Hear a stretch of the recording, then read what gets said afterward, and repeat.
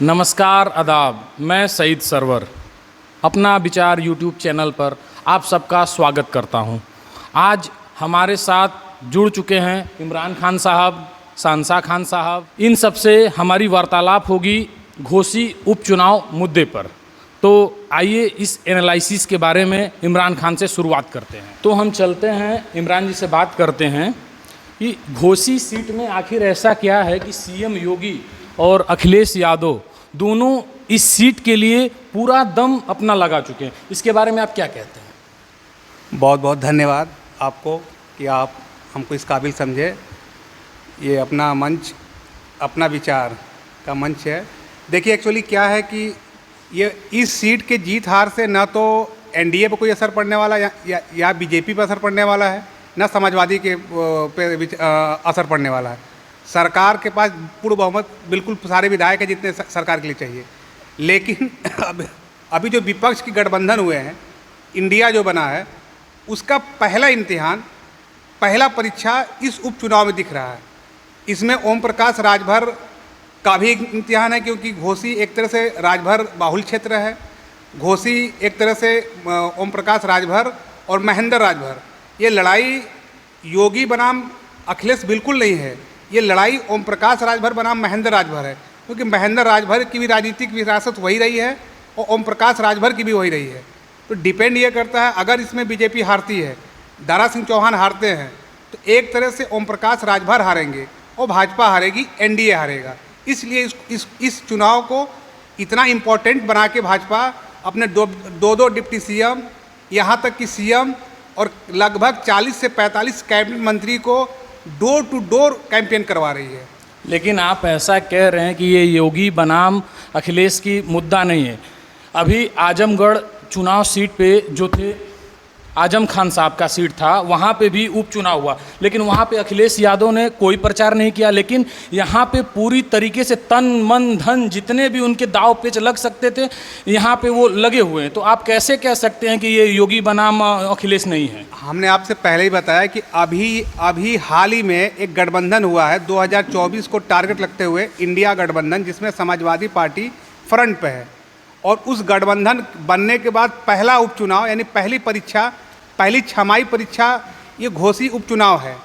इसलिए इस चुनाव को सारी इंपॉर्टेंसी दी जा रही है। समाजवादी पार्टी भी दे रही है, यहाँ तक कि कांग्रेस के प्रदेश अध्यक्ष अजय राय भी जाके वहाँ पे लोगों से ये कहा, अपने भूमिहार समाज से कहा कि आप लोग इंडिया कोड दीजिए, आप लोग समाजवादी कोड दीजिए। इसका मतलब ये है कि इस चुनाव से 2024 का कुछ हद तक भविष्य तय होगा।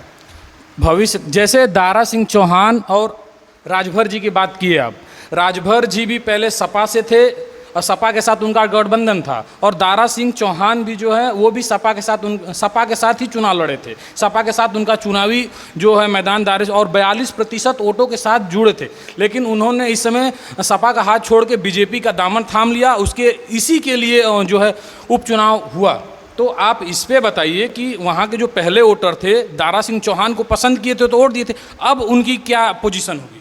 देखिए, वहाँ चुनाव जो चल रहा है, वहाँ का चुनाव सारा डिपेंड वहाँ के बैकवर्ड और दलित वोटों के ऊपर है। क्योंकि वहाँ पे यादव समाजवादी पार्टी का जो है परंपरागत वोट है, मुस्लिम परंपरागत वोट है। अब बच गया जो है बैकवर्ड प्लस अनुसूचित, मतलब अनुसूचित जाति का वोट, यानी दलित वोट। दलित वोट हमें लगता है कि 60% के आसपास भाजपा की तरफ गया है, 40% के आसपास सुधाकर सिंह के साथ गया है। और वहाँ पहले दिन ही जब अखिलेश यादव गए, पहले दिन ही उनका नारा था पीडीए, माने पिछड़ा, दलित और अल्पसंख्यक। और जबकि उन्होंने प्रत्याशी जो है सुधाकर सिंह अगड़ा को बनाया है, तो उनका भी ये है कि हमको भी पिछड़ा वोट मिले, दलित मिले और अल्पसंख्यक उनका परंपरागत वोट है। दारा सिंह चौहान हालांकि पिछड़ा वर्ग से आते हैं, लेकिन दल बदल, यानी दल बदलू का जो उनके ऊपर एक लगा, जो निशान लगा है, जो धब्बा लगा है, वो हो सकता है उनके लिए नुकसानदायक साबित हो। लेकिन हम आंकड़ों की बात करें तो राजभर और चौहान मिला के लगभग 1 लाख वोट हो जाते हैं, और मुस्लिम 70,000 के आसपास है और पिछड़ा वर्ग 1.5 लाख के आसपास है। तो पिछली बार जब चुनाव लड़े थे उस समय मायावती चुनाव लड़ी थी, जिसे मुस्लिम वोटर्स जो है कुछ मायावती को वोट दिए थे, कुछ वोटर्स जो थे सपा के साथ गए थे। इस बार मुस्लिम वोटर्स और जो है राजभर किसके तरफ जाएंगे?